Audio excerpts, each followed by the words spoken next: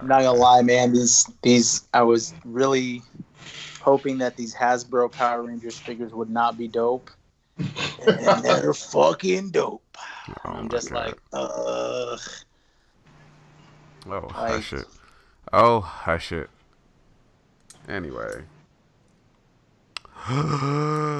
Ladies and gentlemen, boys and girls, children of all ages, the Generation X proudly presents to you. Oh, y'all not. Oh, The man. WWF Tag Team Oh, Champions of no, the no, no. World. Y'all supposed to follow that up super. Man, anyway. What's up, Man, guys? I This was is. leaning over grabbing stuff when you started that, sir. So, Well, I got Mags over here. John, hey, you what's up? asshole. Just gonna leave me hanging. What's up, Hey, guys? This is Courtney, one half of the rest of Deconstruction here, along with Bruce and John. you know who it yo is. yo. And we're doing our mega Avengers Endgame review today. We're gonna talk about stuff that Yeah. we're gonna talk. Oh, shut the fuck up. We're gonna talk about stuff that we liked, stuff that we didn't like, and hopefully argue a bit. Yes. So yeah, Bruce, since you didn't like the film, why don't you just go ahead and get started? Okay. I liked the film enough. With No, that ain't what what you they. fucking told me. No. I did not enjoy the movie. It was not like the.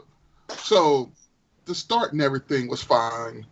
And them getting to the conclusion of what they needed to do was fine. Then they started doing it as when the problem started to arise. Like time travel is always tricky, and they broke their own rules They in the did. movie. Like they established their rules, and then it was like, "Fuck it."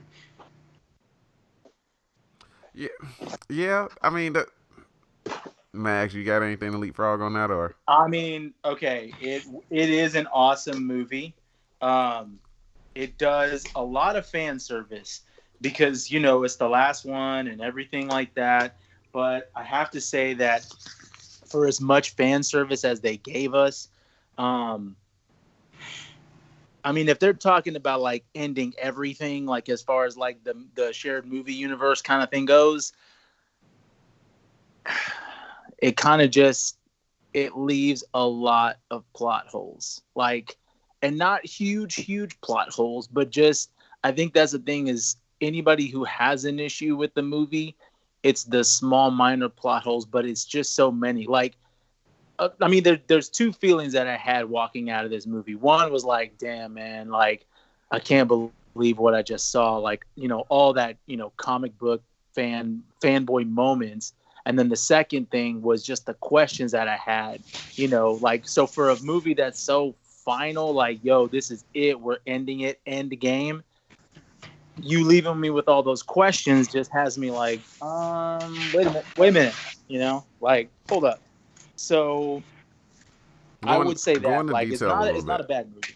What's that? Go into detail a little bit Okay, about I the mean, plot holes issue. well, what Bruce it kind of just like clings on to what Bruce was saying. Like anytime you have a movie that messes with time travel, it kind of you lose some rules for continuity here because there's always going to be confusion as to what some of the small plot holes that I have is definitely the first one being Steve going back, which is the ending. Mm-hmm. Steve going back and putting the stones everywhere. These, like I said, these may be picky issues, and that's the thing is like the people who like ignore those. That's cool if you do because you're like, hey, bro, it's just a movie. But to me, it's like the MCU always explains. There's always like a small story of explanation of how something came to be. So I would have expected them to do it. Mainly Steve returning back and returning everything the way it was. Okay, my guy, if you're returning back to Vormir, you're not just going to drop the Soul Stone in the ocean or wherever in the water where it was, and you especially not going to do that if you run into your arch nemesis, the Red Skull. So that was like, okay. Secondly, you had the space stone, which had always been, before we, found out it was a stone, it was always covered by the Tesseract. So if you had the stone in its raw form, how the hell did you bring it back to 1970 in Tesseract form? Like, if you went back in time, did that bring the Tesseract back? so there were some questions like that that kind of just had me like for a loop a little bit. Just like, okay, well, is he fixing everything? Does if he if he went back over there, why wouldn't he have gone back, to a little bit earlier? Like, I know the fan service was going back to those moments, those big, big moments in the cinematic universe's history. But like, I don't know, it just kind of did a little bit different for me. Like, I was kind of on the roadie train, like, yo, wouldn't they have just gone back to like the time where the stones were created and like destroyed them then? That way the stones would have never even been. But I mean, that those are just some other things. I mean, kind of looking as moving forward, this my other plot hole is like, okay, they did the 5-year gap between the snap and the movie's finale. Spider-Man comes back. So now, from what we've heard, Far From Home is a direct sequel to Endgame. So that would imply that not just Peter, but all of Peter's friends, so the major, cast and characters of that Far From Home, so MJ, Flash, Ned, Aunt May, that would basically imply that they all got snapped too, because Scott Lang's daughter grew up. She went from the little baby girl to teenager. Mm-hmm. So 5 years passed. So if they didn't get snapped, and 5 years have gone by, like, those motherfuckers should be in their 20s and shit like that.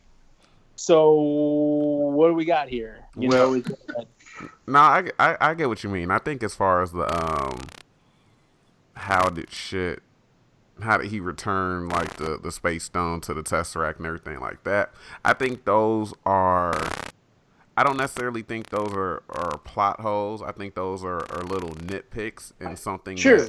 that doesn't really bother me. Yeah, he had the raw form, the raw power stone, the raw space stone, all that shit. How did he get it back in the orb, back in the Tesseract, this and that, back in the scepter? That's just something. I just think that's something that doesn't need to be explained. Now, you do bring up a good point about returning the Soul Stone to Vormir and, seeing the Red Skull. That was one of the things that I was thinking about, but it didn't really bother me all that much because, again, we don't know what happened. So I'm not saying that, oh yeah, he fought the Red Skull, whooped his ass, blah, blah, blah, whatever like that. Who knows? But that is something that I was thinking about. As far as the time jump, I just went ahead and assumed, I'm just going ahead and assuming that they fucking lying about Far From Home, because they've been lying about a whole bunch of other shit. Yeah, that's leading me to believe the same thing. Like, I'm honestly on the fence now that they're trying to trick people. Well, not trick people, but just not spoil everything. So I honestly believe that Far From Home is a pre-Infinity War movie, because it kind of makes sense as far as the story. Go ahead. No. What are you about to say? Oh no, I was just saying it kind of makes sense. Like, okay, if Spider-Man had the Iron Spider suit, you've kind of like maxed out as far as the coolness and the suits needs go. Like, you're probably like, okay, this is probably the be all end all suit that I'll ever have.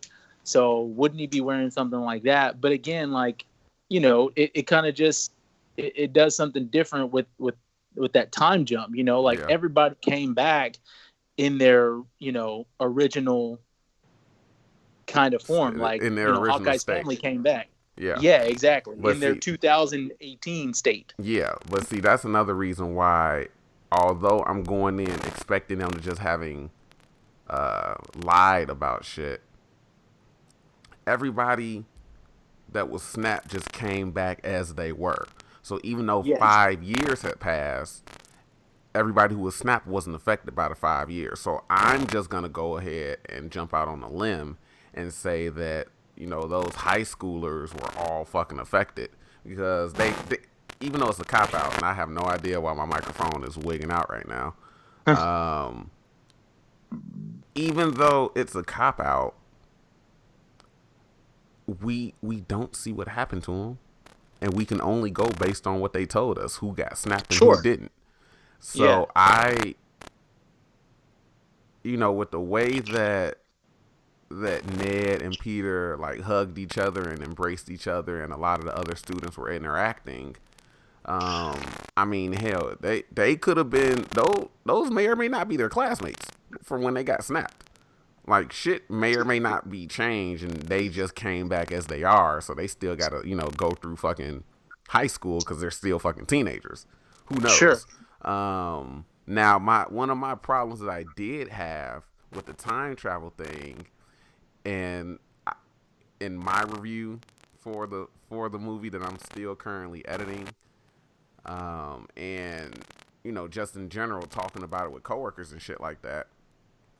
I fully admit I'm not smart enough to understand quantum physics, so I'm not even gonna try to understand how shit works because, as far as we know, all movie time travel is made to fuck up because it is. Nobody's fucking time traveled before, so Yeah. all the movies that deal with that shit create their own rules, and so that's just like how it goes. But a lot of the Endgame videos that I was looking up and I was watching on YouTube were about explaining their time travel rules. And they do a good job of explaining it in the film of how it works.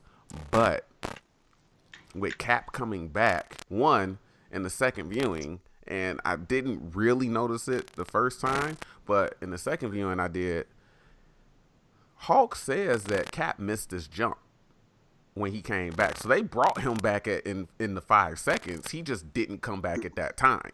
He missed the jump. So for me, they just created a new reality. Like there is that's the basis that I'm going off of. Yeah. Because No, there's gotta be. Because as they said, they can't go back and change the future by doing something different in the past. Thanos is still dead in their reality. They still unsnapped everybody that got decimated. There's nothing that can change Thanos not getting the stones and not snapping the shit out of everybody, right? So that's like the timeline that we've kind of been watching up until this point. And the reason why I say they've created, even though they've put the stones back, they still created those branching realities and shit, is because they've clearly opened the door for Loki's TV series, because Loki escaped in 2012 with the Tesseract. So you mean to tell me that his TV series is going to be him giving it to Thanos? But the Mind Stone and the Scepter are still on Earth. So, you'd think that he'd want to come back with both of them. I don't know if the Scepter was necessarily like Loki's toy to keep as he was ruling over Earth. I just think it was an aid. So for me, while it's confusing and it makes my head hurt trying to figure this shit out, I'm just going on the theory that they've created, even though they said there's no way to do it, once you replace them, it cancels them all out. There's no fucking way, because then that would mean, and I've seen some of these theories, that a young Steve was alive as Peggy was married to old Steve. Yeah. So, I mean, if that's the thing, that's fine if that's the thing, but how else he created a splinter timeline with that? Well, no, I'm saying that's what I'm saying. That's what I'm saying. It's different realities, because, if Peggy was married to Steve, that's different than the fucking, I mean, they don't show who her husband is when they bring up the fact that she's married, I think in Agent Carter in the TV show, or in the whenever the footage, I think it was from Winter Soldier. It was from one of them. When she was being interviewed. Yeah, when she was being interviewed, and she was like, what he did was great, and it wound up leading me to my husband, meeting my husband. They don't show her husband, and it very well could be a Steve that came back and fucking married her. So, I mean, but I'm just going off the fact that it's a different reality, and that opens up the door for them to do a whole bunch of wild shit. Oh, if yeah. They wanted I to. mean, not. Yeah, no, So, I definitely agree with you there. So while the time travel stuff is confusing, and they did still kind of break their own rules, I think, because there's just no way for shit to happen the way that it did and nothing to fucking change. there's no way that that old Steve would have been there if he went back in time and just stayed there, because that's creating that splinter timeline. So for him to be there at the end, just like, hey guys, I'm like, but the Ancient One told Bruce that if the one piece changes, that creates a splinter timeline, and he's that piece that changed. But so, the way that they explained it away was that if you put him back, it cancels out that timeline. But I still think but he still stayed there, so he's the thing that's changed. But then again, if you look at it, since he missed this jump in his return, it was and the other thing with the time travel, I just want consistent rules for how the quantum realm works, because 5 years was 5 hours, but as much time as Cap needed to return the stones was 5 seconds. So we can say that that's fucking 70 years? 75 years? Could be. I would like some type of consistency. Hey, 5 years is really 5 months in the quantum realm. Or maybe there's a science they've gotten it down to where, okay, we're going to bring you back in 5 seconds, but this is going to, in that 5 seconds, we're going to be allowing you as much time as you need to do whatever you have to do. Maybe they've calculated it down to that in science. It wouldn't surprise me if they did. Again, this is fucking movie science. The shit don't make any sense, and there's really no business of anybody trying to make sense of it. But yeah, I'm just going off the fact that there are multiple realities like flowing together in one stream, and removing the time stones kind of fuck shit up. So that's why you gotta put the Infinity Stones back, so it'll kind of keep everything in line again. But even going back and doing something different, I think that's still gonna branch something off. It just has to me. So I'm going on the multiple realities thing. So while the time travel wonky shit is one of the problems that I have, I'm gonna just go ahead and say there are multiple realities. I don't give a fuck what they say. I'm completely agreeing with you. Yeah. The other one of my other problems that I had with the film, and it wasn't a major problem, I just think that it could have been reined in just a little bit more, was Thor. But it's weird because I like Thor, but I didn't like Thor. Like, Fat Thor was a joke during the movie. And while it was funny, there were moments where the funniness, where I didn't laugh in the theater, but the audience did. And I was like, I don't think that was supposed to be funny.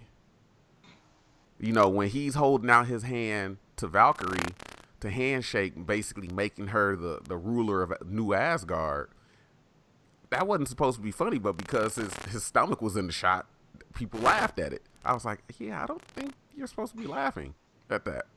But it's kind of like hard not to, because you see this fat dude holding, you know, because it's Thor and he's fat. And it's like, yeah, that's funny. And even with the like, even with the moments where he was trying to explain like the ether, like it's incredibly sad when you really sit down and think about it. Like, it's sad that that's what he's devolved into. Like, he's beating himself up so bad about not killing Thanos properly when he had the chance, that he's become a hermit that stayed in the house, only drinks beer, does absolutely fucking nothing, to the point where he gets overweight, and it's just sad to fucking look at. When, at least for me, when you really, really think about it, it's crazy. It's heartbreaking. But that's why I love Chris Hemsworth too, because he did such a good job of portraying that tragedy that Thor's been going through over these past few movies, and the past few years, actually, when you think about it. He's done such a good job. We all know that Chris Hemsworth is fucking hilarious, but he's good at showing expressions on his face when it comes to, and not just his face, just the way that he delivers things, that show the pain that Thor is going through. Like when Hulk says, "Oh, we got a way to fix the problem, fix the Thanos problem," and he looks at him, he's like, "Don't say that name." And Korg is like, "Yeah, we don't say that name in here." It was like, yeah, it was kind of funny him grabbing the Hulk shirt, but the way that he was looking at him and the way that he was pointing at him and the fact that he, was teary eyed, you saw that it was eating him alive. So it was sad to think about, and it was a delayed reaction to it, at least for me.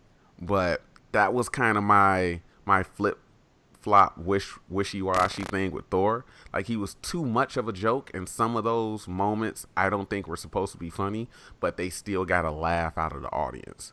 The other thing was with Hulk, but I think that's because we're not used to this type of personality from the Hulk. Like, the Hulk having Bruce Banner's like personality, and Bruce actually finally, like you said, realizing that the Hulk is the cure when he's been treating it as something to get rid of for so long. I think that's just why the whole Hulk thing is a little weird, because it's something that we're not used to. We went from him being, for the most part, mindless beast to having the mind of like a 5-year-old to now being basically Bruce Banner. So the Professor Hulk persona is cool, but it threw me out just a little bit, because it's like, oh shit, that's right, this is a thing, isn't it? So those are really my only gripes with the movie. Everything else I thought was fucking great. Okay, so I hate going to the movies when there's people. Like, I don't care what you say about being immersed with everybody feeling the same things. I hate when people clap during movies, and that happened like 5 times. It was worthy, though.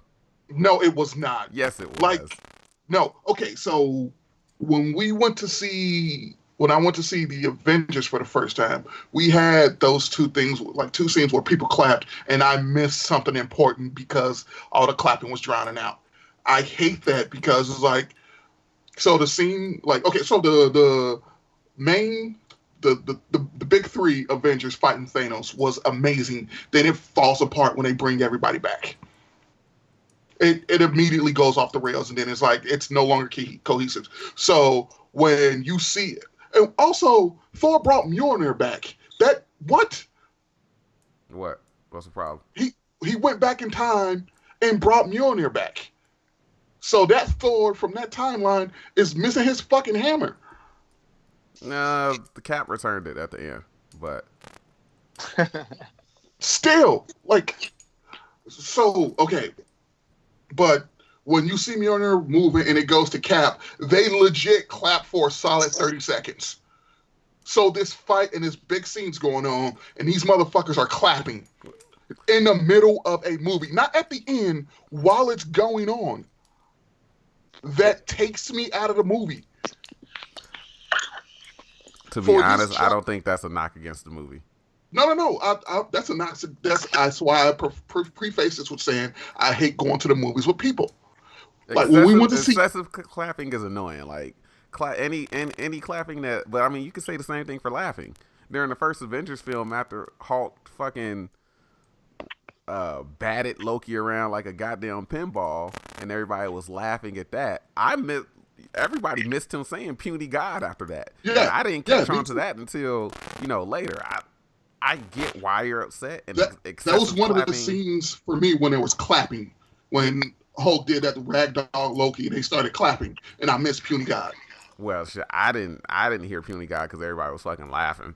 Yeah, but look, okay. But I mean, you can say the same thing that you can say with clapping. You can say with laughing, because if people are laughing for an extended period of time, you still not gonna hear shit. But excessive clapping is involuntary. That's the difference. Excessive clapping is. I mean, shit. I yelled during the fucking movie. Somebody probably missed something during that.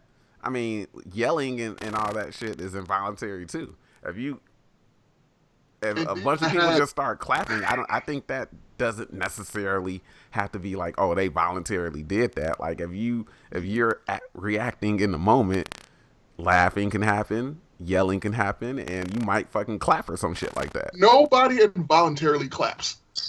Shit. You can't be sitting there, your hands not together, then go, hey, and then just start clapping like as a reflex.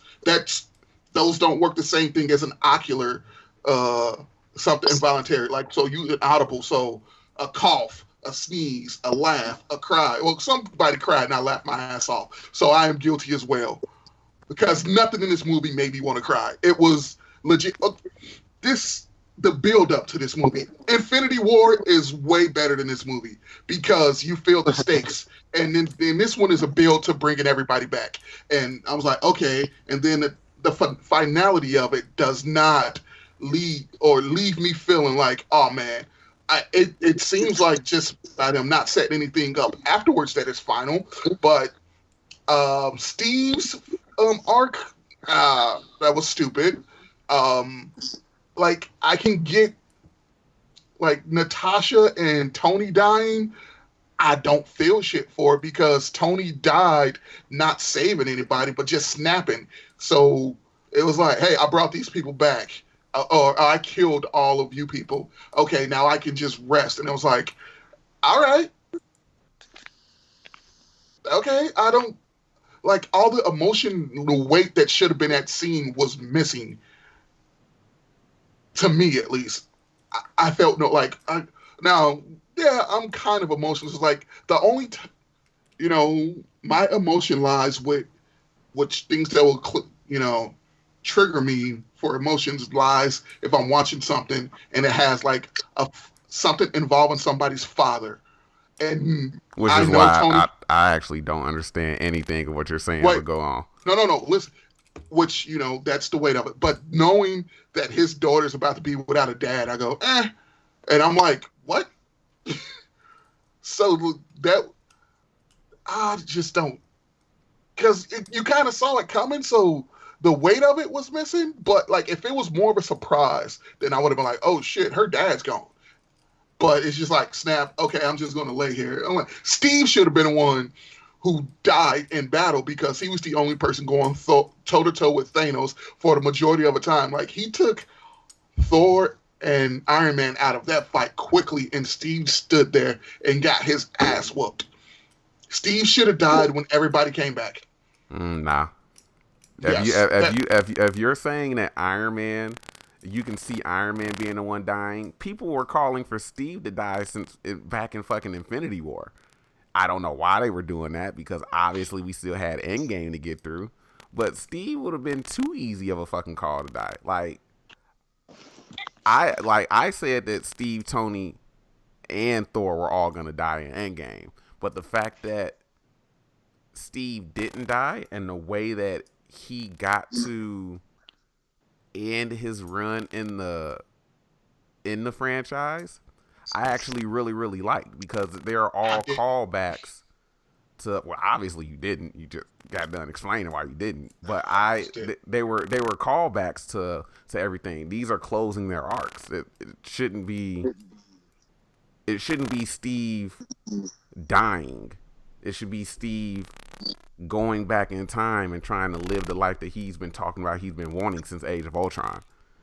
Tony should be the one to die, and it makes the most sense for him to die because they've been leading up to this. He's the one that's been losing sleep over the fact that he can't figure out or he can't solve all of the world's problems. So yeah, him being dead is the only way that he's ever going to be able to sleep.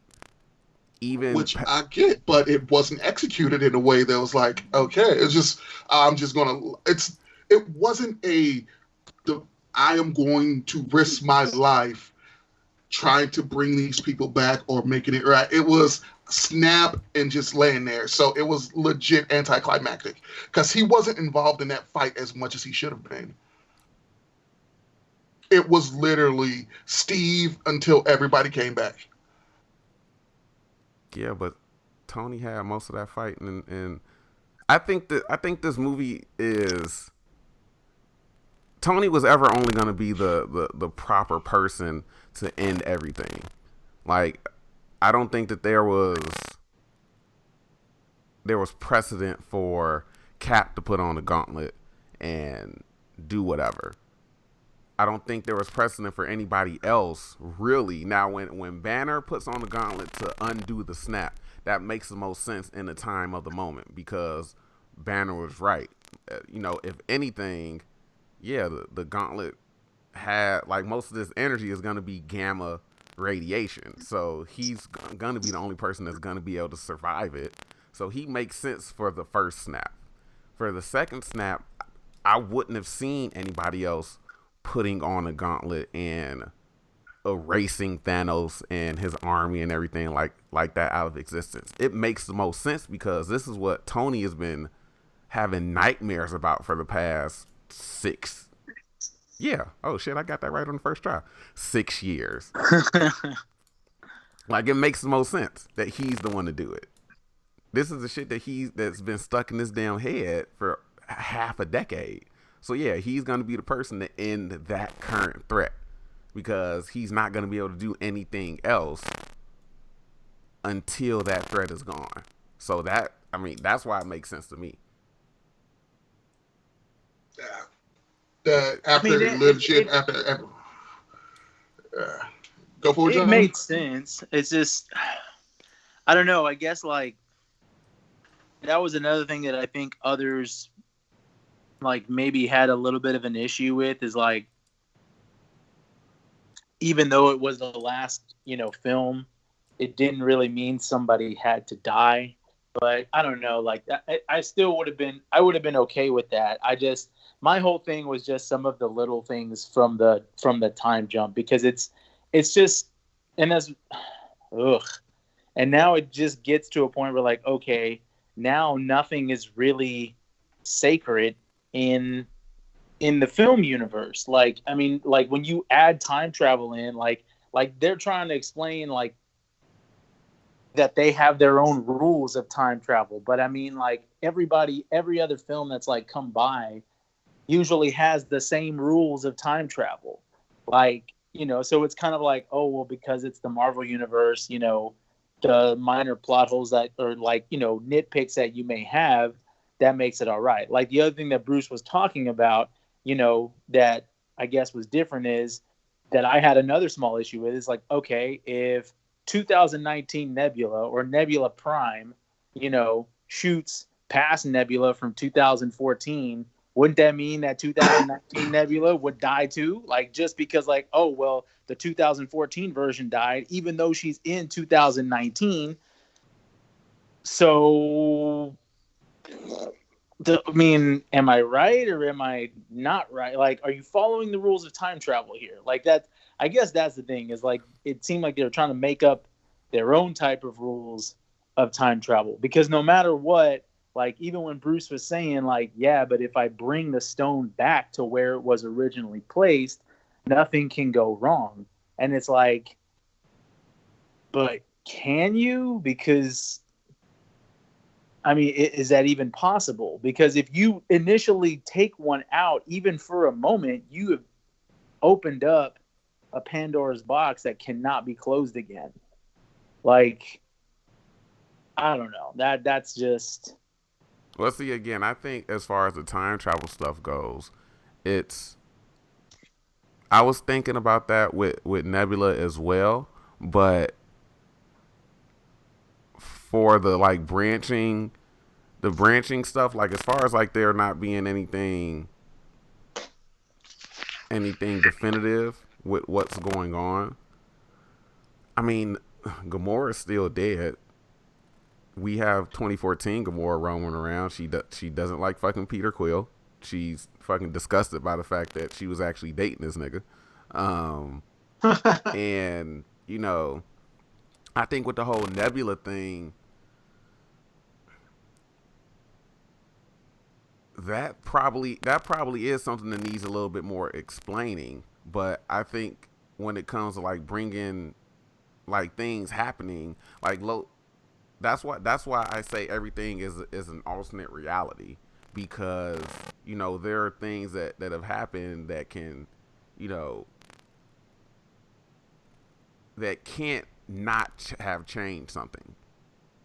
You get what I'm saying? So there are things that have happened that can't, like 2014 Nebula is dead, but 2019 Nebula is, or 2023 Nebula is still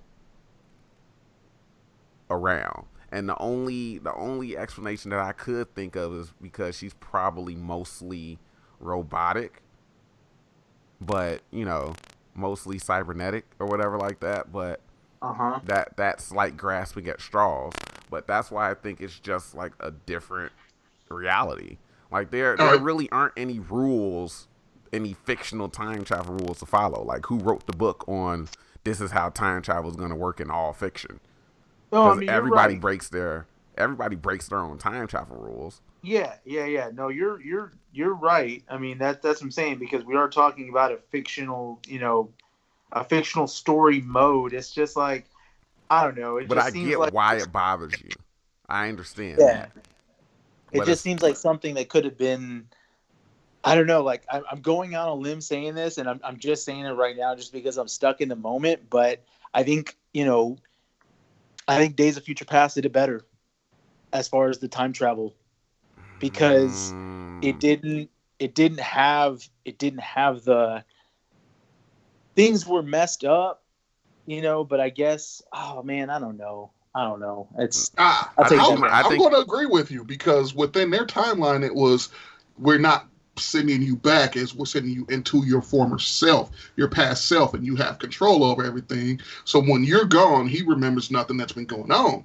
So that actually works better in the sense of time travel than we're going to send you guys back in Pocket Universe and affect the universe that can create splinters, and then you come back. But since Days of Future Past, X-Men's timeline has just been fucked up. Since Days of Future Past, X-Men timeline was fucked up way before Days of Future Past.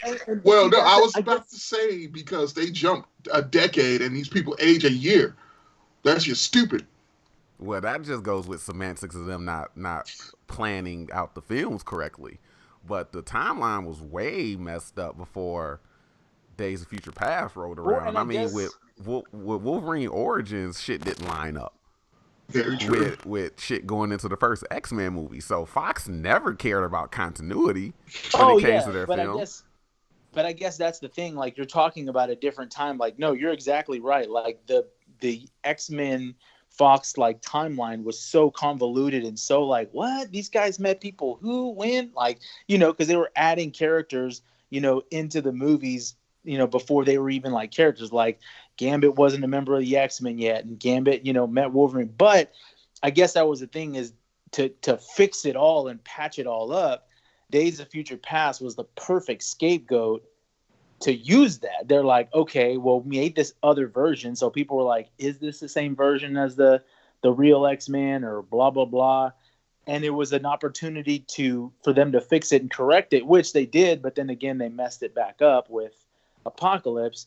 But what I'm saying is, like, there was nothing wrong with the Marvel Cinematic Universe's timeline for them to like use time travel to go back. Like, I honestly, like, the set photos that I had seen like back in 2012 or like last year when they were filming it, I honestly thought those were flashbacks. Like, that's just me. I had no idea about the time travel.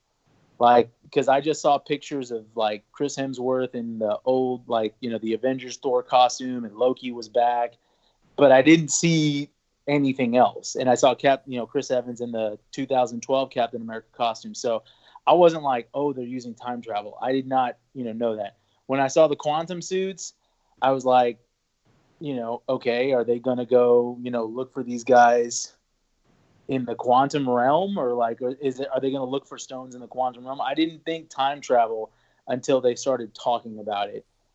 But I don't know. When the set photos came out, I figured that when the set photos came out, I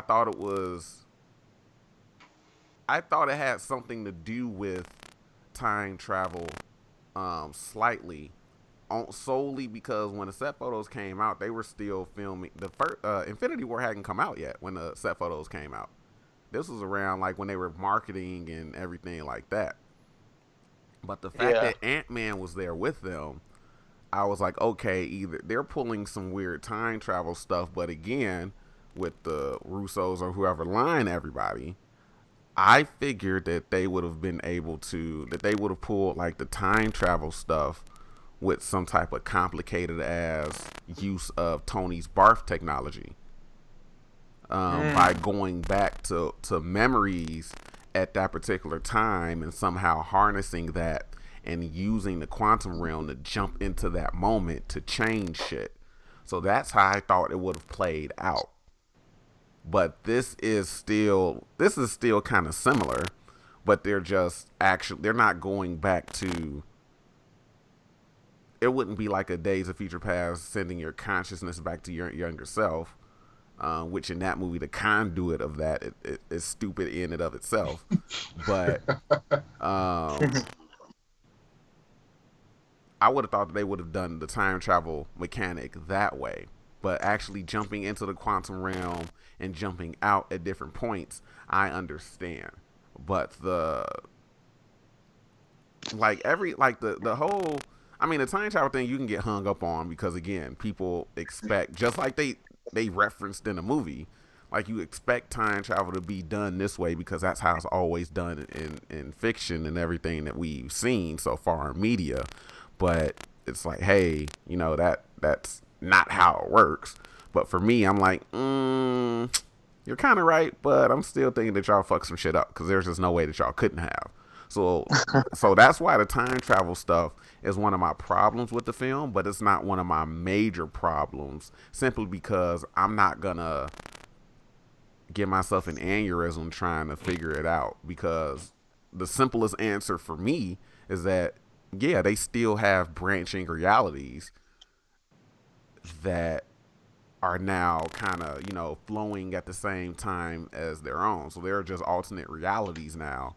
And I think this is like a subtle way of possibly introducing like the ultimate universe and other shit, but I don't think they're going to go down that route, but it opens up a door. But that's the main thing. This opens up a door for shit to happen. Like, again, going back to the story arcs, a lot of the way that they close people's story arcs works for me, because now it's gonna force them to go in a different direction. Obviously, James Gunn knew how Endgame was going to end while he was writing his script for Volume 3. So I'm hoping that they didn't pull this and now he has to go rewrite it to include Thor. I'm just going to go ahead and assume that Thor was already included in Guardians Volume 3. And that's not to say that he's a part of the team, because Thor could just be, winding up in different people's movies now. I don't necessarily think he's necessarily a part of the team, even though the Asgardians of the Galaxy is an actual comic right now. Yeah, exactly. And it seems that that's what they were trying to do, because I don't know, like they just seem like they were trying to let go of an older kind of, story or older kind of characters, and then kind of bring in the new stuff, because not a lot of people do pay attention to the current comics that are coming out. And surprisingly, like, people, honestly, I had a friend tell me, he's like, dude, I thought you would have like hated the fact that, Cap gave the shield to Sam instead of Bucky. I do. I had that's because you're a purist. It makes more sense story wise for Sam to get it. No, it's not because I'm a purist. It's just that, so Sam has been Captain's sidekick since Winter Soldier, whereas like a redemption story, like, okay, so I look at most of these stories for a redemption act. Bucky's ultimate redemption would be him taking a shield, making up for all the lives he's taken by saving more lives. I think narratively it just wouldn't work, because he's still, who's gonna take the former fucking terrorist seriously as Captain America? Nobody. No, but that's the thing. I get why. In the comic when they did it, when they found out that Bucky was Cap, it was a big news story, like to the point where it was like, he's a former terrorist. We don't think he should be Captain America. That's a story that can be told as well. Yeah, I mean, but I think that wouldn't work because all of those shield files that Natasha leaked. So everybody knows that the Winter Soldier is Bucky. Hell, they knew he was the Winter Soldier But during no Civil one War. knows that the new Captain America is Bucky. I'm assuming the Sokovia Accords still exist. They're still fugitives.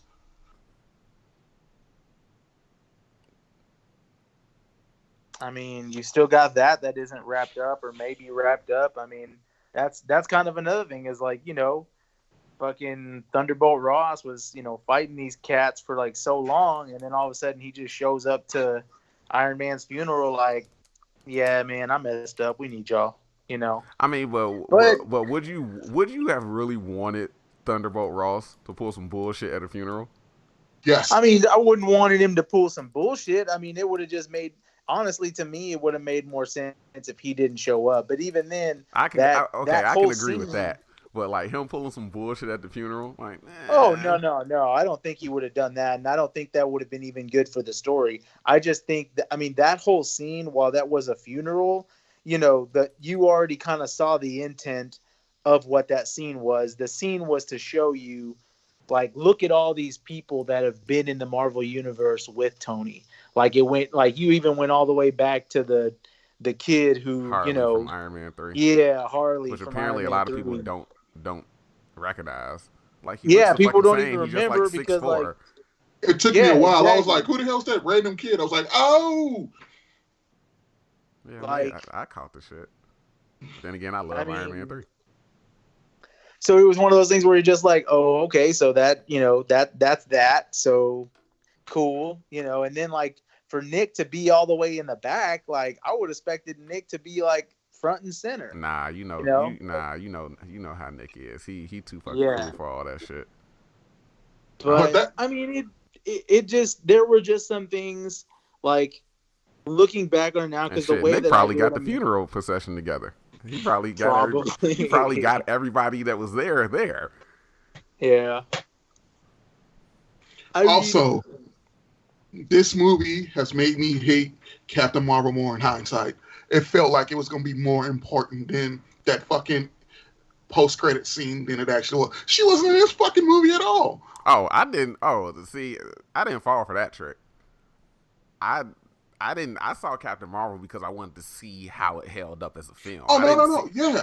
But I knew she wasn't going. I knew she fucking wasn't going to play an important, like, for as much as you dislike like the shit that they did in the film. Like, as much as you can disagree or agree with whoever on whatever, I knew that the Russos would have enough sense not to have Captain Marvel play that integral of a part in the film. And they have the best explanation for it. Like, I love Rhodey's snap at her, like, hey, yo, we're all about that superhero life. Where the fuck were you over these past few years, huh? And she has the perfect response. Yeah, they're like, this is happening on a whole bunch of other planets in the universe. They don't have Avengers to protect them. That's and Rocket even said that's a good point, because it's true. It's a good point. So I wouldn't have dared expected her to fucking be the end all be all. And I'm happy that she got her chance to fight Thanos, but ultimately he was like, oh, okay, you can do all this shit. Let me just give you the raw power of the fucking Power Stone and go fucking sleep that off. Yeah, I was straight with that.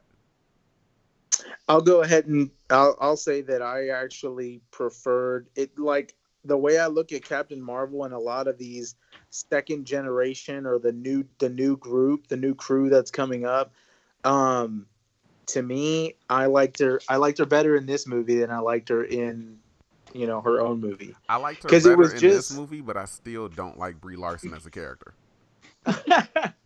Damn.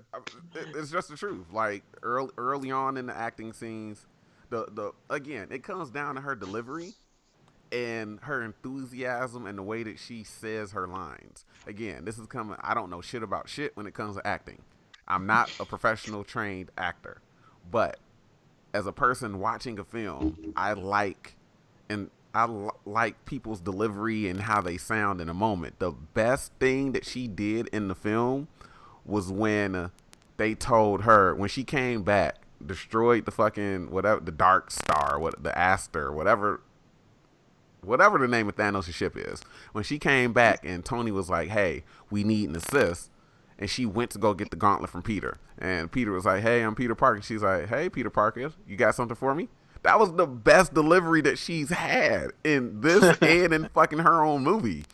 So, yeah, I have a problem with her acting as far as the character goes. But I definitely wasn't expecting her to be some huge part in the Yeah, I film. mean, I And wasn't I'm glad that expecting she that. wasn't, because, it wouldn't have made sense for her to just come in and just start handing out fucking ass whoopings on Thanos left and right.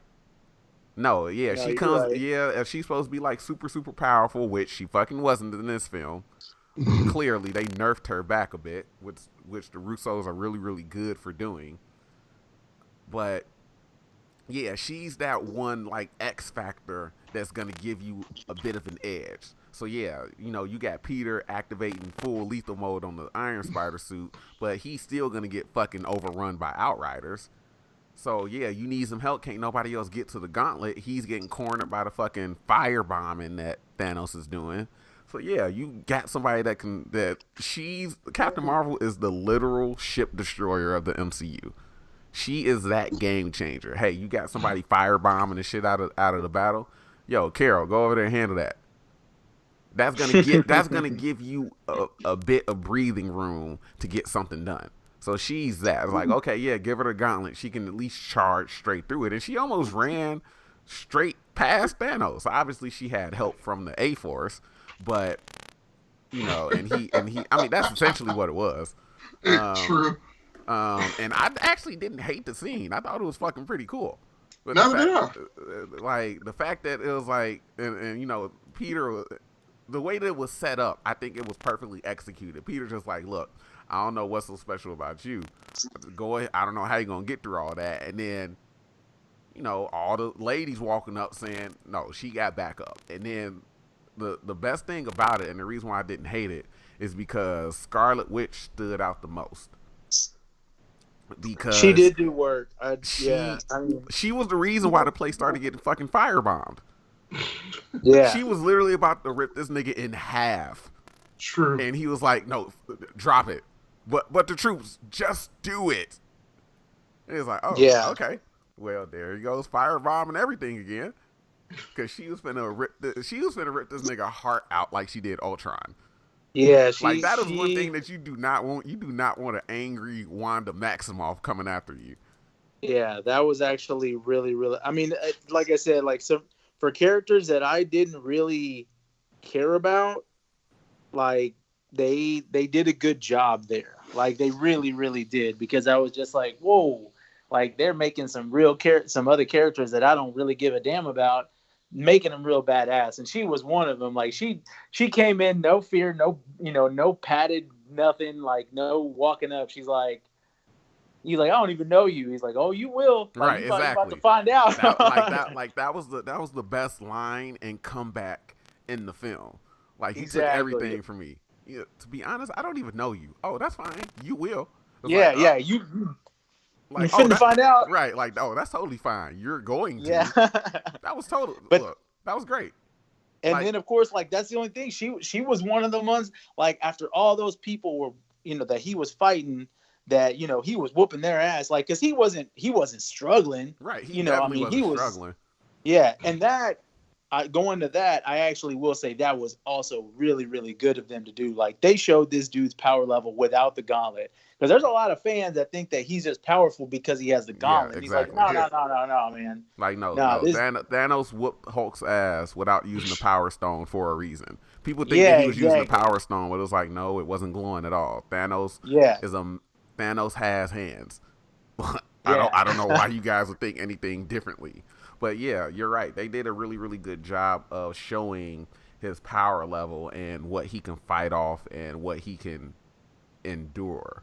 And yeah, even the moment, again, going back to like closing of the arcs and everything like that, I just love the whole I love the sequence.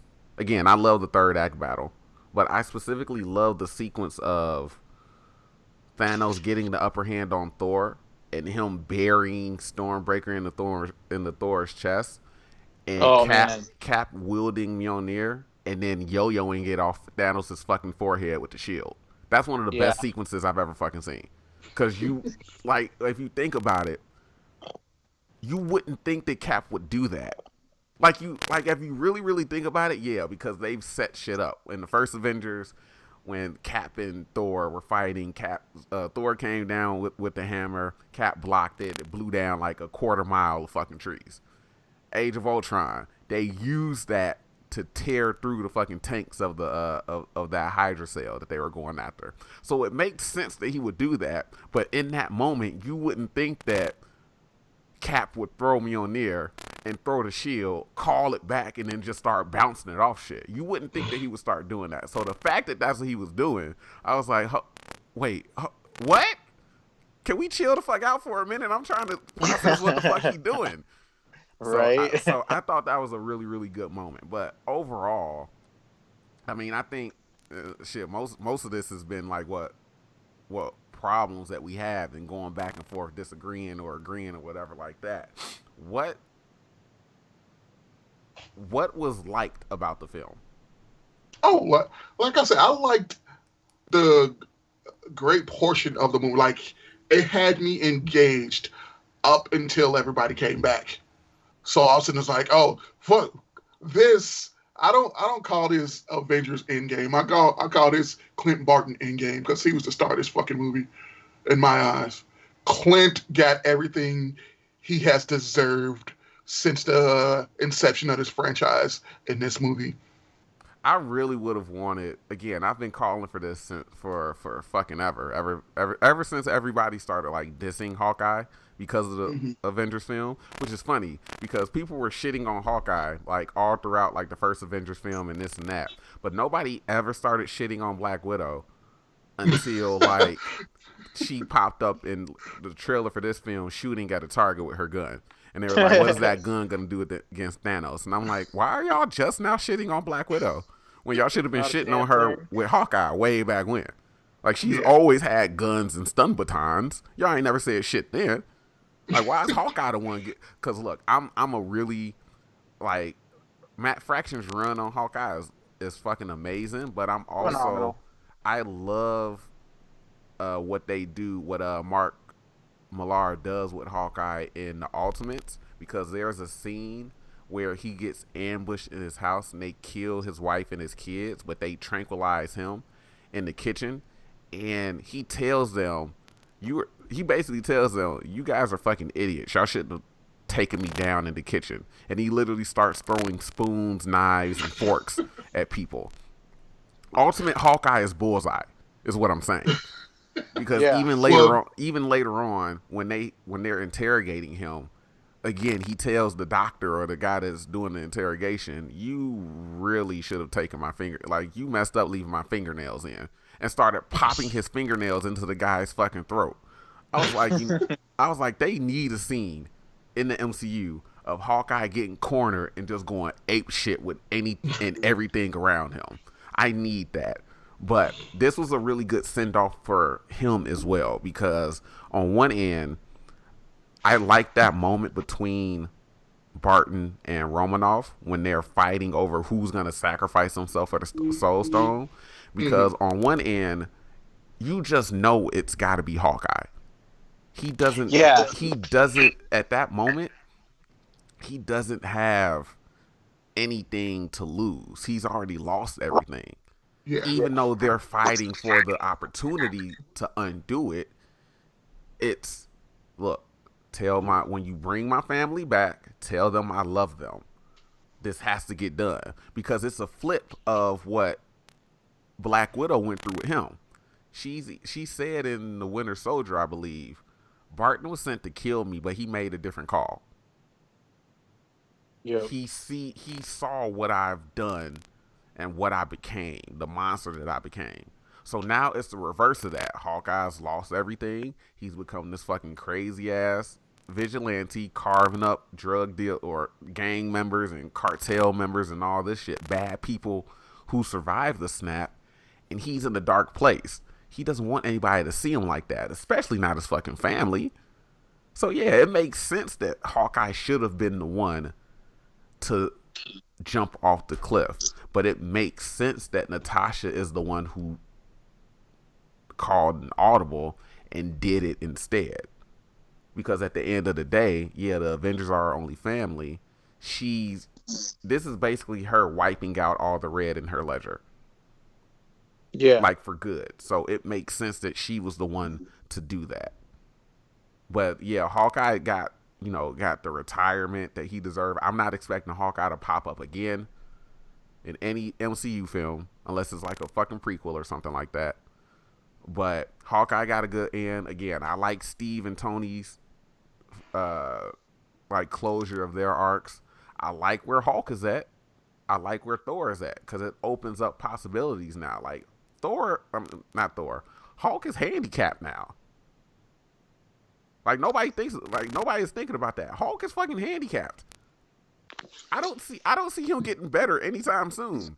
Well, one thing I was kind of like hoping for as far as like that kind of went is I was leaning towards, I like the fact I dug Professor Hulk. Like when they showed it, I was like, oh, okay, I can get with this. I remember reading Professor Hulk in the comics, so that makes sense.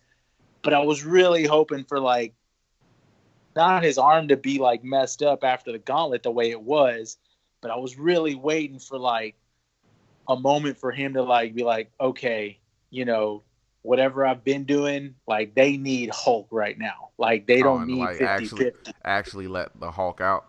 Yeah. So like actually like, I don't know, maybe he just like, kind of just breathe and like think about it for a second or start hitting himself. And then, you get in that angry, because I mean, that's the thing is like it's like, okay, you got this army of all these, not Ravagers, but I mean that whoever's army that Ronan had, I guess you could call them, yeah, there you go.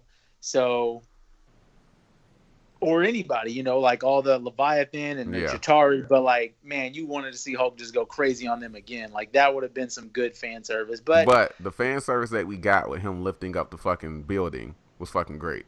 I saw that immediately. I was like, I see what you guys are doing here. Yeah. Oh no. Like I said, I can't argue like those types of scenes. So I mean, it is a great movie. It was a fun time at the movies, and that's all you can really ask for. It was epic. I don't think anything has ever come out that's this epic. Yeah. Just some of the narrative with the story is like, I think what people are really kind of feeling like, not betrayed, but I mean, there's just, I have questions. I don't feel betrayed. I'm in no way, like I said, I'm pumped about the future of what this could be, especially because now it's opening up the doors for the more recent comics that have come out. So it's their turn to get some of that shine, because a lot of these films that have been released, they're origin movies about books or stories that are like at least 20 years old, Yeah. So it's kind of time that they kind of, brush that in. So like, I get where Bruce is coming from, how like the mantle should have been passed on to Bucky. But I think even then, in the narrative of the story, Bucky doesn't want to be exactly. He don't want to be in the He don't want to be in the spotlight. Like, I mean, he's cool with being like called when needed, but he doesn't want to be that. He doesn't want to have that mantle of Captain America. And I think where Sam. No, go on, finish your thought. I got mine. Oh, I was gonna say where Sam, Sam is a Captain America fan, so he's like, how are we gonna live in a world without Captain America? Right. And he. So he gets the shield now. So I hope on that way it's just Sam as Falcon with the shield, because the way if it's set up as him becoming Captain America, it makes it feel like you're good, but as the Falcon you're not good enough. You have to be Captain America. No, I get what you mean by that. It you hope that it doesn't seem like they're doing this just to kind of give him something more to do, because they didn't give him enough to do as Falcon. But I think, like Mags was saying, I think narratively, for the story, I think Bucky, like them calling Bucky, I don't think them calling Bucky the White Wolf in Infinity War was a mistake. I don't think that was a little Easter egg because T'Challa's adoptive white brother is called the White Wolf. I think Bucky is Wakanda's adoptive white brother.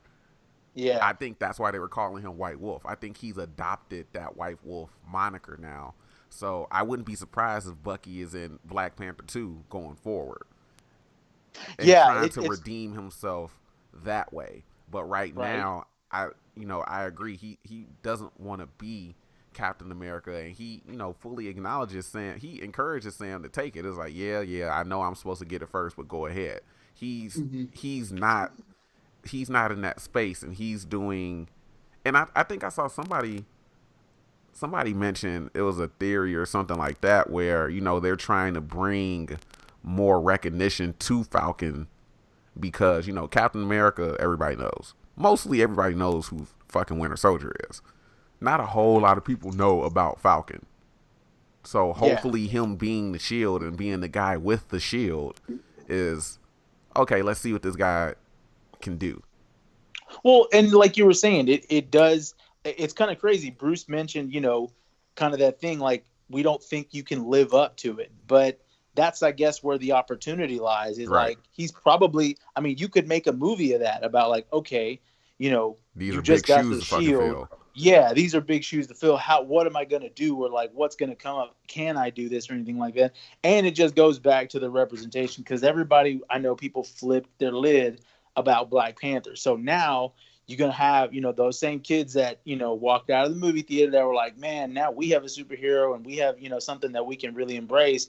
Now you have something like that with Captain America where it's like, like it is different, but the comics have done it. So like people can't sit here and, you're not going to have comic book purists go like, man, Captain America can't be black. Oh, wait. Yes, he can because Sam took the mantle. So in a sense, yes, this has all happened in the books. Yeah. Like, so don't get it, twisted in that sense. But don't get me wrong. Like I'm a purist. So like I said, they're following comic canon. So I'm on board with it. I think I'm fully on board. I think this is going to make the TV show interesting. And that's what I was wondering, like when it'll take place. But again, that ties in with my question about Far From Home. Like, is this going to be like, is this TV show going to be like an experimental thing? Like, Sam and Bucky during Civil War, or is this post Endgame? Because the other thing is, the streaming show, they got WandaVision. So I'm like, okay, but Vision I heard wasn't in here. I heard a really good theory. I think it was from What Culture. That and What Culture isn't the only person that I heard this theory from regarding the Bucky and Falcon TV show. They said that that's probably just something that they put out there just to have announced, but the name is probably going to change to like Captain America and Bucky or something like that. Okay. And that the WandaVision, so What Culture and somebody else said that about the Bucky and Falcon show, but What Culture said that the WandaVision show was probably fake. It's probably not happening. Oh, really? Unless it's a prequel, like with them in where were they at in Infinity War? London? No, they weren't in London. They were in Germany or some shit. Prague or something. Yeah. But unless it's a prequel of them during that time, then it's probably not going to be based after Endgame.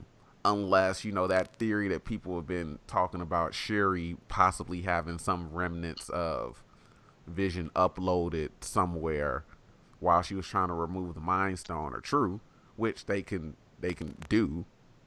Again, so many. So the one thing that I like is that this leaves so many doors open, but at least to me, I'm really, really satisfied with where they leave a lot of characters off. So I wouldn't even be upset if they didn't even do any more movies. Like, I'm really, really satisfied with where they are leaving these characters. And this is one of those times to me where it would be fine to just kind of guess or theorize where they could go instead of seeing, how they're actually going to do it. That's just for me though, but I'm interested to see what they're gonna do with that Bucky Falcon show. So one of my the double-edged sword for me is that adorable little girl is no longer playing Cassie Lang, But there's now a teenage Cassie Lang, and I'm hoping with all my heart that we get Stature. the the thing is that I think I think they made decisions for a reason. So there's a reason that Cassie is a teenager, which I'm terrible with guessing ages of kids and knowing Mm-hmm. how big kids are supposed to be. If 5 years passed since the snap, Cassie, the actress for Cassie, looks at least Oh, 14, 15. she looked like she was in her 20s to me. Well, I think she's supposed to be like 15 or 16 or something like that. Was Cassie really like 9 or 10 in Ant-Man and the Wasp? Because she doesn't look like it. Unless I just don't know how 10-year-olds are supposed to look. I think she's supposed to be like 8 now or something like that. I mean, that's what I was thinking. I thought she was like 7, maybe 8, because the girl who plays Cassie in Endgame doesn't look like she's 12 or 13. She looks like she's a good 16, 17. And for 5 years to have passed, I'm just like, how fucking old was she in Ant-Man and the Wasp then? That's one of, and that's not like a nitpick or anything like that. That's just literally something that I just want to know. Like, how old was she in Ant-Man and the Wasp, so I know that the 5 years kind of looks appropriate. Because again, the actress probably is like 19 or 20. The actress who plays her is 17 years old. Oh, okay, so she's probably like 15. We've gotten fucking like 19, 20-year-olds playing teenagers before. Yeah. So the actress is 17. She's probably playing like a 15-year-old Cassie. That's not unless she actually is playing a 17-year-old Cassie, and I know damn well Cassie wasn't 12. That just ain't a thing that was happening. But I don't. It's not that big of a problem for me, at least. I have no idea. Did John leave? I can't tell. Looks like it. It's just you and I. Probably. But yeah. I'm adding him back. So let's see. Hopefully the ring doesn't actually go off while we're on the recording. But whatever. If he doesn't answer, he doesn't answer. Maybe his phone died. I think that's what he jumps on the call on. But yeah, I'm satisfied with this film, and it met my expectations, and I really, really enjoy it. And I'm gonna, after seeing it a second time, someone asked me, was it better the second time? And a lot of the holy shit moments, weren't as impactful because I knew what was going to happen. So I'll never get that experience or that feeling back. But, my heart was still like dropping into my stomach during, the same times where it felt like that during the first viewing. So it's better the second time because you can appreciate it a whole lot more. And for me, it's still sad to me because of the way that I was looking at certain things going on in the film when it came to deaths and people embracing each other and all that stuff. So overall, again, I really, really love the movie. I can't wait for it to come out on Blu-ray so I can back-to-back Infinity War and Endgame.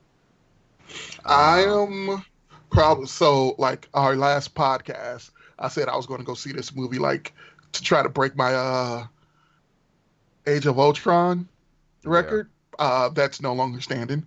I'm probably going to go see it a second time, but I'm probably going to wait a couple of weeks to when I know there's not going to be a shit ton of people in a theater, because once again, I get your reasoning for going to see movies with people so you can share that experience. That's why I go with my friends.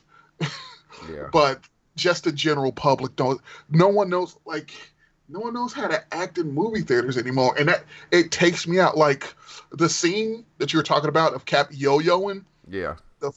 I missed that. You want to know why? Oh wow.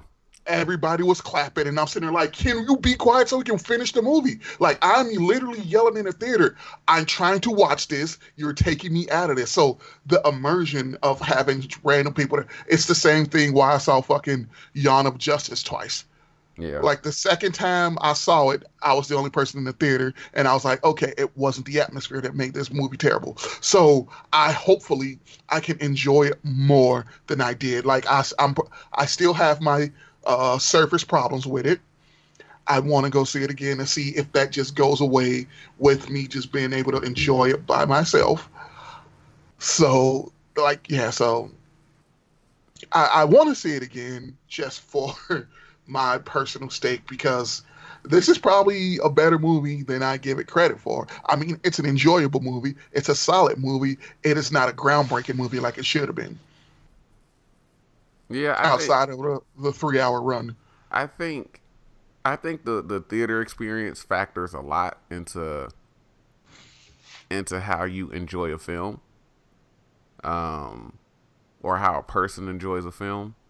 And I do think that that's really, really important when factoring in talking about the film. Because when I saw, for as many people that hate the Nightmare on Elm Street remake, I thought it was okay.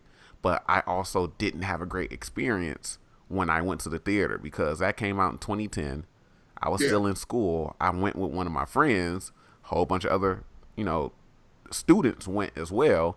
And motherfuckers was cracking jokes like throughout the movie. So it ruined any type of tension, whether or not it was there, it ruined any type of tension or some of the moments, like the iconic moment of the glove coming out the water in the bathtub that they redid, which again, the movie has its problems. I thought it was okay. It has its problems though, and it kind of relied too much on just recreating iconic scenes from the film. That's an iconic moment that should be tense and kind of creepy and just unsettling. And I had some random dude just yell out in the theater, his whole hand came out of her pussy. It's like, oh Jesus Christ, damn it. See, people no longer respect the movie going experience. So I'm just happy nobody's like phone went off, because the past couple of movies that I've seen, like somebody's phone has gone off, and it's they literally have a commercial. They literally have a message before the movie starts saying, turn off your phone. Yeah. You can't put your phone on vibrate? I have an iPhone too. It's not that hard. It's really not that hard. There's even a little button for it. You don't even have to like hold the volume button down. You don't have to open up the... Yep. You don't have to power on the, press the power button to turn the screen on, to drop the drop menu down, to put it on silent. You can literally click a button and it will be on vibrate. You can't do that. That's not hard. But yeah, I think the movie going experience is very, very important to, a person's enjoyment of a film. And I think, again, I'm totally understanding of why, people have their problems with Endgame. And again, I'm. It's not like I've come off as saying, "Oh, this is a perfect film. Fuck you and your opinion, this and that." Yeah, it's not a perfect film, and it does have its problems. I think for me, the positives that I saw in the film outweigh the negatives. But again, I had a good experience with it. I didn't have people that were excessively clapping for, 10, 15, 20, 30 seconds when Cap was throwing Mjolnir around. I didn't have people that were clapping. Now this morning in the showing, there was this one girl that did those quick succession claps when like dope shit happened, but it wasn't loud enough for me to miss anything, and two, it wasn't so frequent where it became annoying. But even at moments where, a group of people were clapping in the first viewing, it was never excessive where, oh, we missing shit now because people are clapping. Yeah. It was never excessive. I mean, I when Cap when it was shown that Cap was the one, uh, and I really wish John was here. I'm here. Oh, where Oh, did you go? My phone died. Oh, look, that's what I said too. That's on the record, on the recording. But Well, yeah. um, when like during that Avengers Assemble moment, hmm I yelled. That was the part that I yelled at, because when everybody came back and we knew that it was going to happen. It's just the road of how they got there. Like, I knew that they were going to bring. Now, again, I was wrong. I was right on a lot of shit that I called, by the way. I'm editing my video, and I have a very, very funny moment in my review that I put for that, me being right about a lot of shit. But I thought that they would have sat, like, Tony, Steve, Thor, Natasha, Hulk, Barton would have all sacrificed themselves using the stones to bring everybody back. Um, Obviously, I was wrong about that. But when everybody came back, and you realize, because you know that everybody is back when Ant-Man is when Barton gets that call from Laura, and Ant-Man is admiring the birds and the trees and everything like that. So Yeah. at that moment everybody is back. But it doesn't really hit you until everybody shows up on the battlefield, because at that moment, at least during my first viewing, I was like, Cap is finna get his ass murdered. They are literally about to run through him. Literally about to run through him. And you thinking, oh yeah, well, Tony is just, knocked out. Thor is kind of incapacitated. Not really though, because, Cap knocked Thanos off of burying that axe in his chest. So he still has backup, but it's not enough against all this shit. And hearing Sam's voice, and it's like, wait, what? I'm thinking, in my first viewing, I'm thinking, oh shit, Sam is back. He's trying to get in contact with Cap. Because, motherfuckers just now waking back up and shit like that. I wasn't thinking that Doctor Strange and Wong was about to start, and everybody, all the wizards were about to start sling ringing everybody onto the fucking Avengers compound. I wasn't thinking that. So when everybody just started showing up and acknowledging each other, and Cap is fucking crying because he's like, oh shit, everybody is fucking back, and we get that Avengers Assemble moment, I yelled, but my heart was also in my throat, because I'm like, that was such a beautiful fucking scene. If you didn't cry during that scene, you're not fucking human. I didn't cry. You're not fucking I human. We already I know didn't that. I didn't cry, but I definitely like, ooh, No, yeah, like that was I definitely had a reaction. that was definitely one of those fucking Yelp moments when your voice changes when you yell. That was definitely one of those moments for me, because I was like, holy shit, it's actually happening. And again, talking about people reacting or clapping or anything like that in the theater, when he was like, after everybody basically came onto the field and we saw like the army that he was matching Thanos with, and he said, Avengers, I was like, yes, say it. I'm pretty sure somebody was fucking annoyed at that, but it wasn't like me standing up yelling at the screen. So I do think that, but then again, I like that energy of people getting excited at the same time that I do. Now the excessive clapping, again, like I said, clapping for upwards of clapping for longer than for like 3 seconds, maybe 5 seconds is excessive as hell. You don't need to be at that point. 3 to 5 seconds is a long time for Yes. damn near anything, and especially a film where, Especially in a third act of a film. yeah, Because that's when everything's moving. yeah, And I get that's when they're giving you the most stuff to react to. But yeah. yeah, 3 to 5 seconds is a long time. So anything beyond that is excessive, and you need to chill out on it. Like Doing too much. at that point, you're missing out on shit that's happening right after that moment. Yeah. So I think you should go back when the crowds have died down a bit. Again, this movie does have issues. It's not a perfect film, but I do think that it is a really, really great film.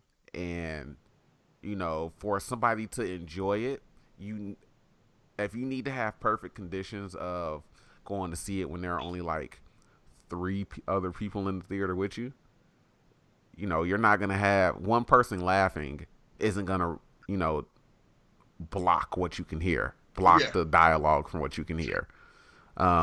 Several people laughing though will. So if a person needs to go see the film in a theater of 5 total people, then do it. If that's the perfect viewing experience for you.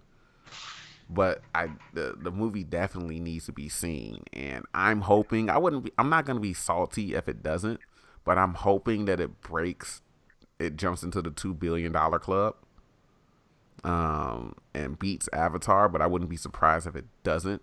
Like, I'm not gonna be mad, but I'm hoping that it does. Well, Avatar wasn't the culmination of all of these like 10 years of movies. It's just great effects with a soft story.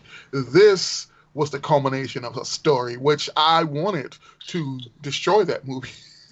Yeah. It's just that but I think, and early on what I was going to say, but we kind of got caught up in going back and forth.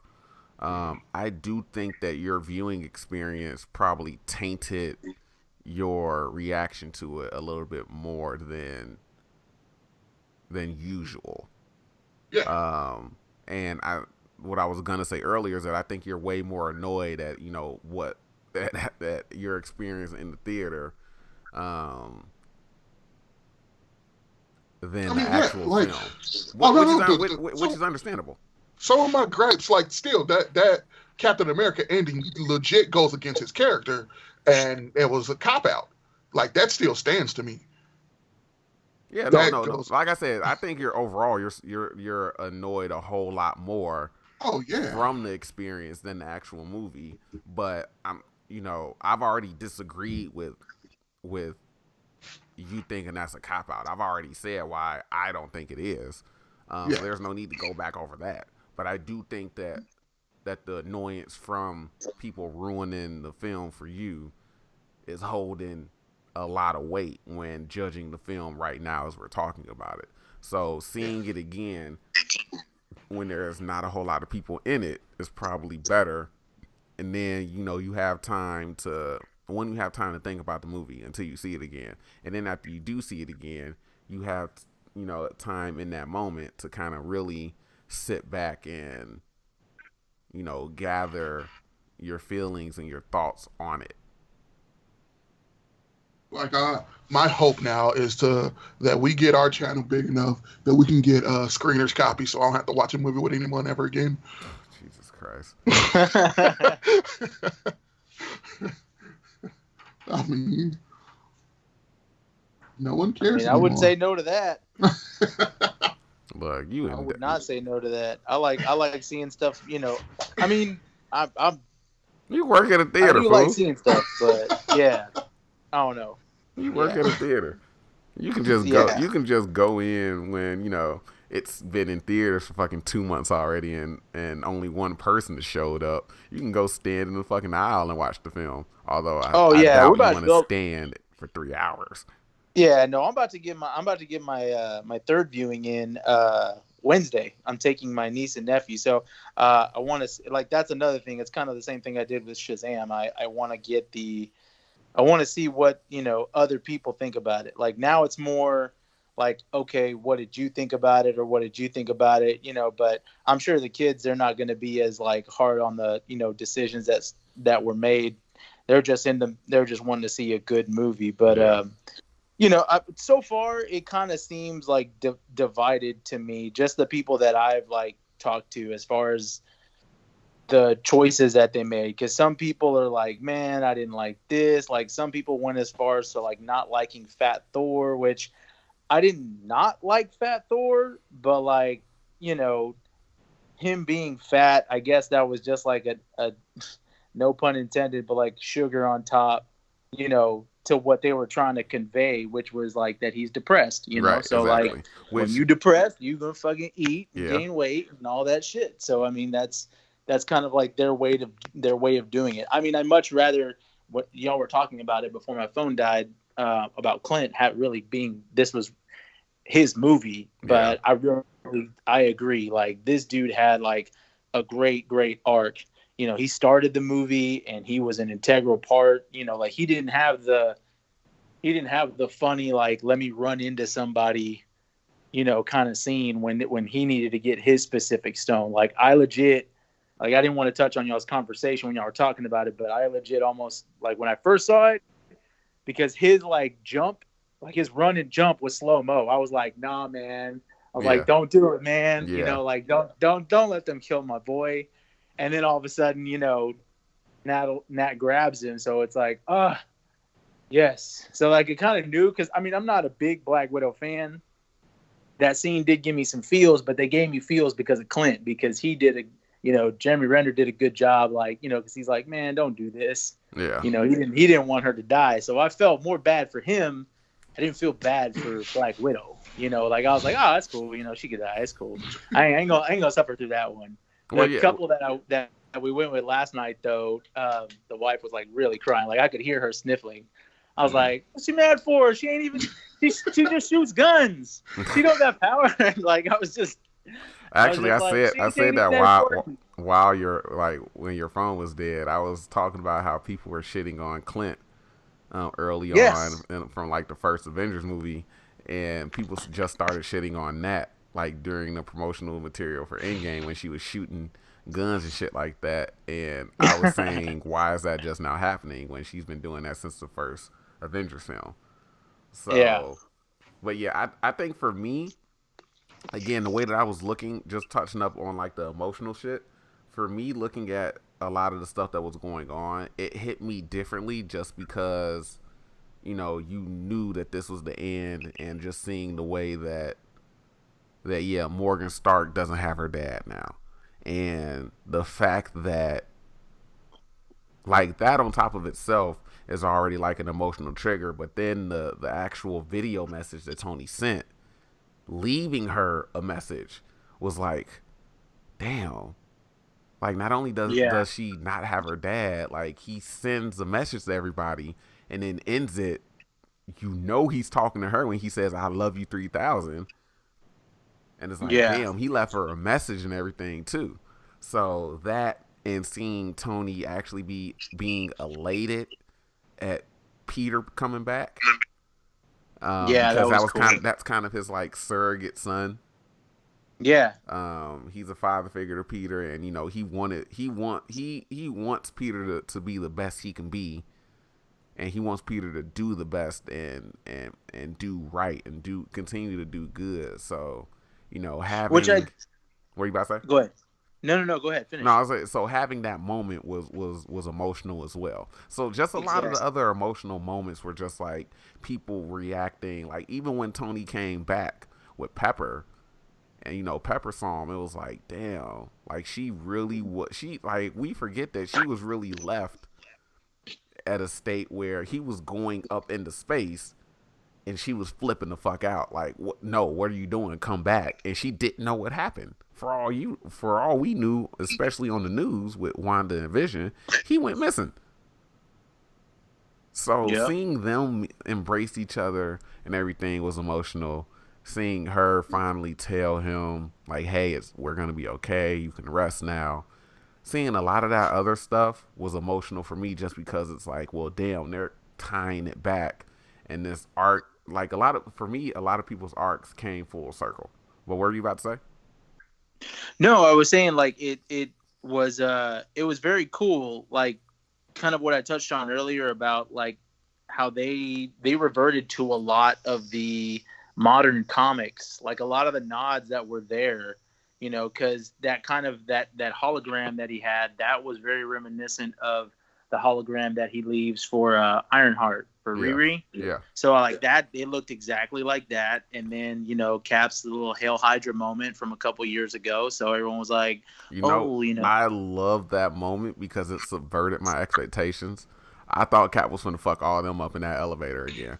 Oh, you thought it was gonna be a redo? Yeah, I thought he was finna fuck all of them up in that elevator, but then it was like, no, it's okay, Sitwell. Hell Hydra. Yeah. I was like, oh shit. I was like, that's Yeah. a great fucking turn. Like, that's a good. Because, I mean, if you think about it, it makes sense. Why would Cap go through all that energy and that opportunity?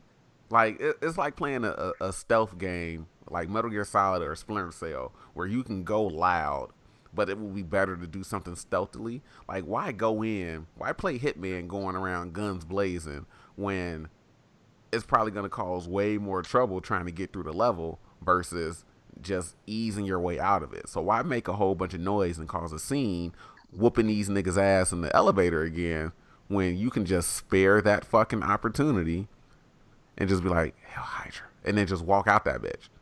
Yeah, just dude walked out with it like clean. Everybody was like, "Oh, like, that." Oh shit, all right, he's cool. Oh, okay, all right, fine, cool. Well, and it was cool because it was a nod to several things in one line. Like he nodded the Secret Empire comic, and then he nodded the everybody was Hail Hydra. You know, everybody was whispering that shit in 2014 when Winter Soldier came out. And then it was a nod to the elevator scene, you know, because all of them were in the exact same positions that they were in. So it was like, oh, you know, okay, cool. That's a little fun. And thing. it also explained how what the fuck his name is got the scepter and Age of Ultron. Dr. List and Baron von Strucker. There we go, yes. Strucker. Yeah, because they were because Sitwell was talking to List on the phone. Or not, he wasn't talking to List, but he referenced List, Dr. List on the phone. He's like, we're gonna get this to Dr. List. And I found it interesting that I like Robert Redford's appearance as Alexander Pierce because it makes you think, you know, had Ant-Man not pulled the plug on Tony's arc reactor and giving him like that mild heart attack or whatever like that, it makes you think, how the fuck did that end after Avengers? Obviously, Thor and Loki kept the Tesseract. Yeah. And, you know, if they approached them, you know, minus Loki getting away and all that shit like that, you know, before Ant-Man actually jumped in, they were about to forcefully take that shit from Tony. So how did they get out of that? I mean, for only Thor and Loki to leave with it. Like, how did they go back and steal it again? Or, you know, I think that's an interesting thing because it was like, oh yeah, we're gonna need to take that from you. No, it's going back with Thor and Loki. It's like, no, we're gonna need to take that where you can have what's left of him after we interrogate him about what he did.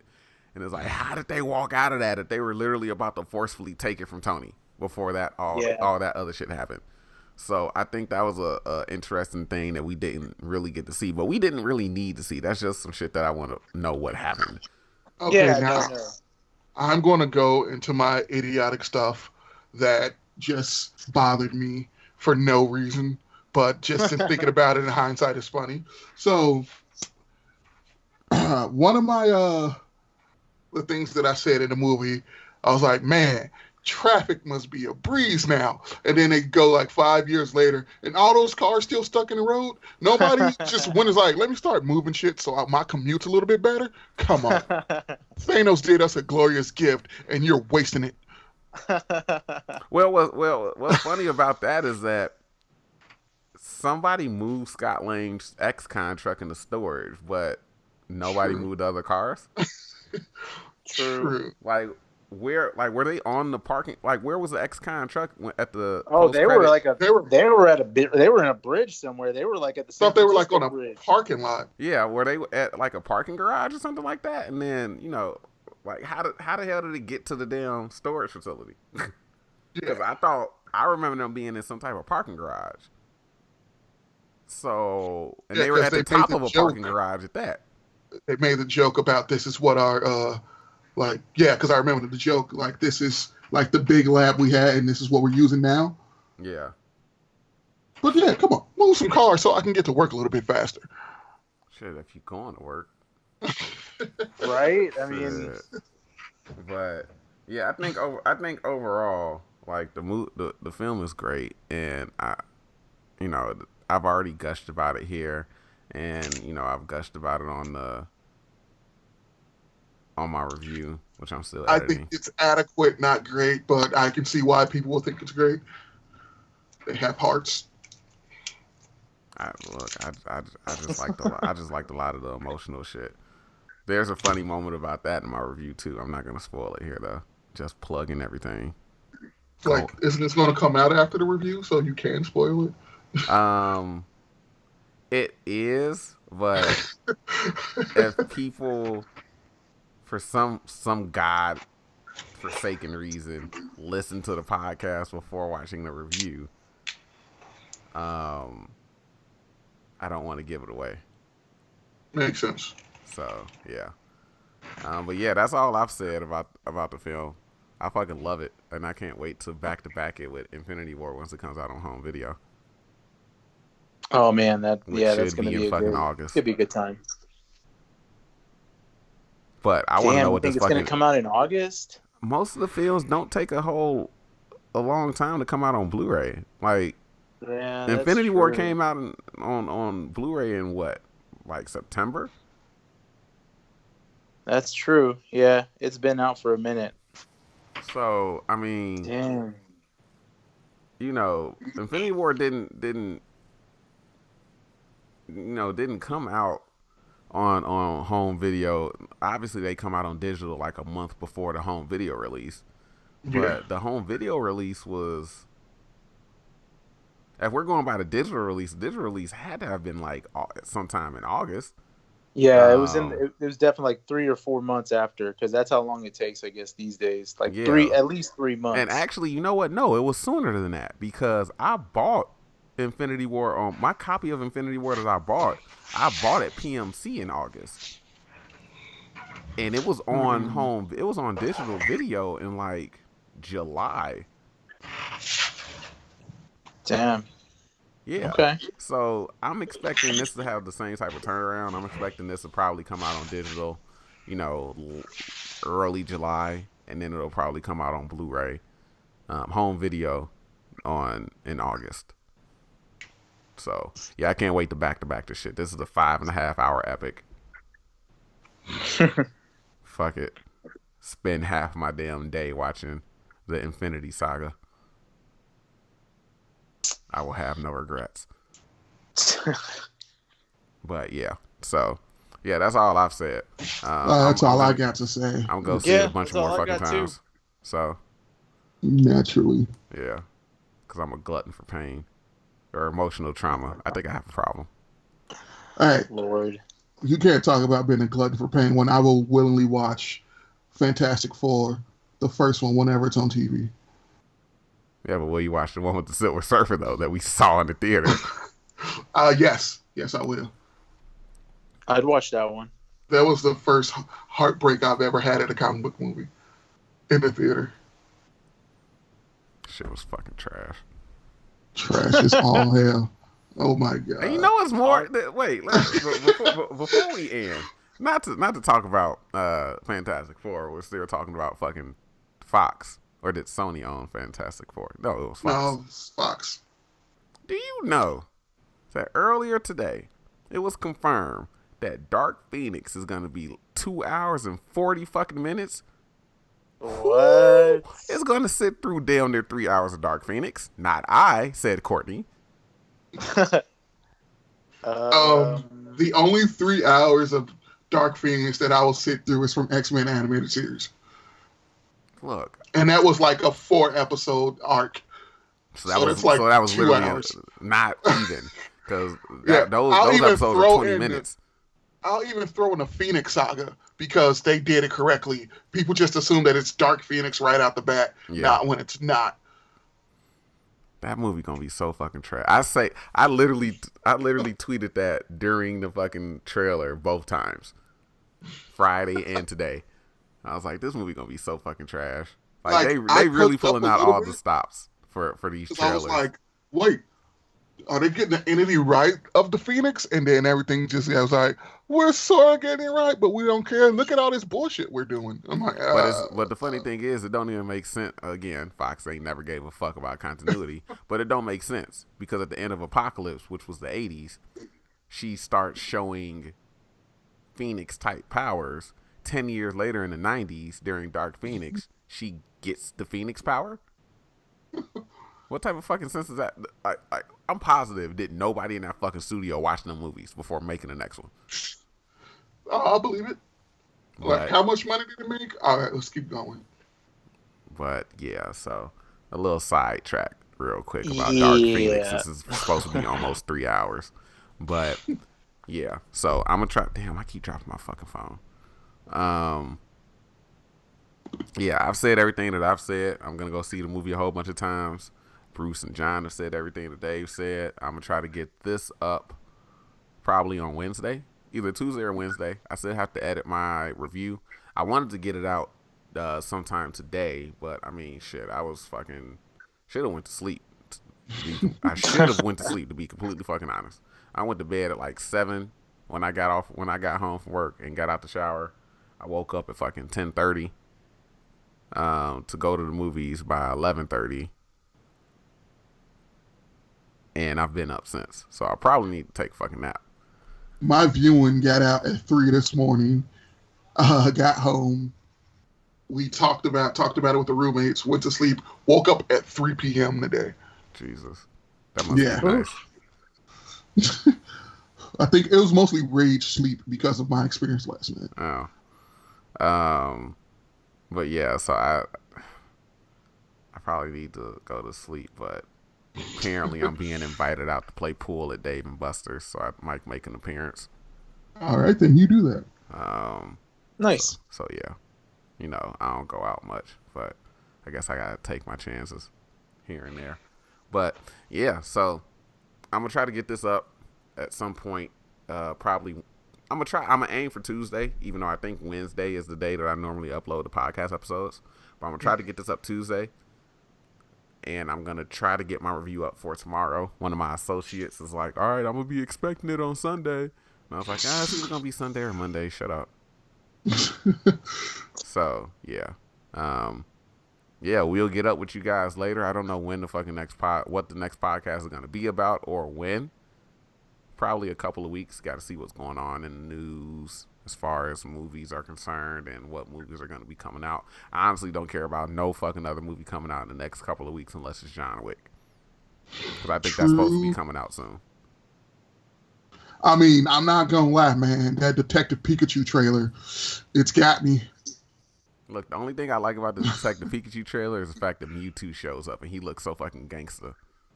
I was joking. I don't care about Detective.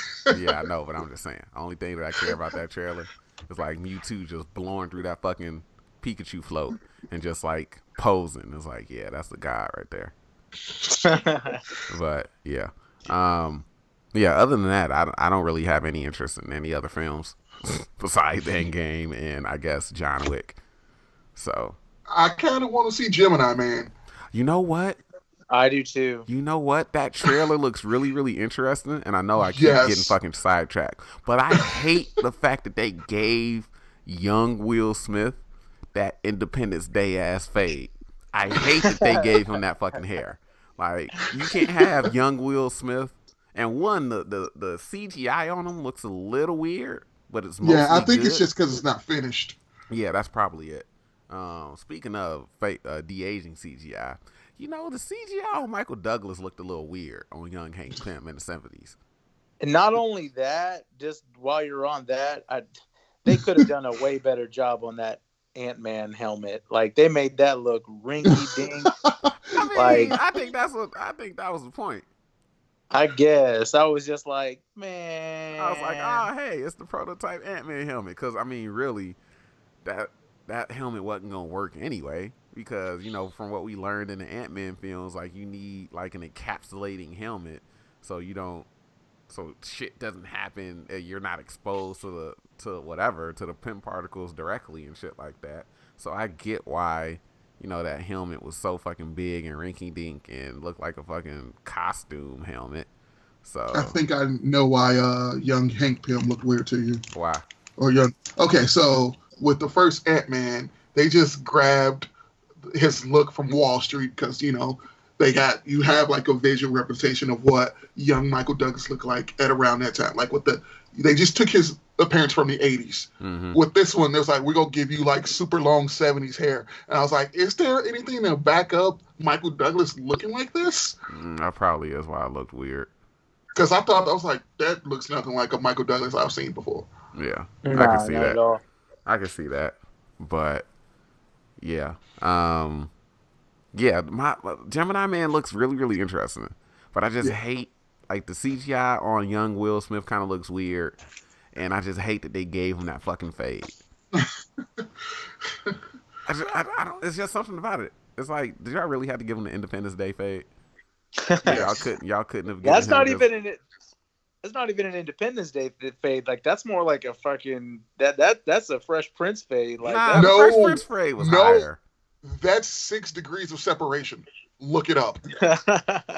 Jesus Christ, I'm gonna have to now. But yeah, it's the hair and something off about the de-aging CGI on Will Smith. But otherwise, I mean, the film looks interesting. It's probably gonna be weird as shit, but it looks interesting. So yeah, it do. hopefully this will be one of his better acting jobs, because he I has think so. he has a spotty resume. Yeah. But he's such a fucking good guy. God damn, I hate talking bad about Will Smith. Oh, also, before we end, whenever, because they're done filming Bad Boys for Life, if they do not take this fucking opportunity to release a trailer with P. Diddy's Bad Boy for Life attached to it, this is a missed opportunity. I might not even see the film. If they don't do that. Oh shit, that is 6 degrees of separation. Fuck. Damn. Okay. It might be a little. Okay. I was gonna say it might be a little too long, but I think that's it. Anyway, man, let me go ahead and sign out this shit. All right, guys, that's for everybody, and we'll catch up with you guys later. All right, have a good one, folks.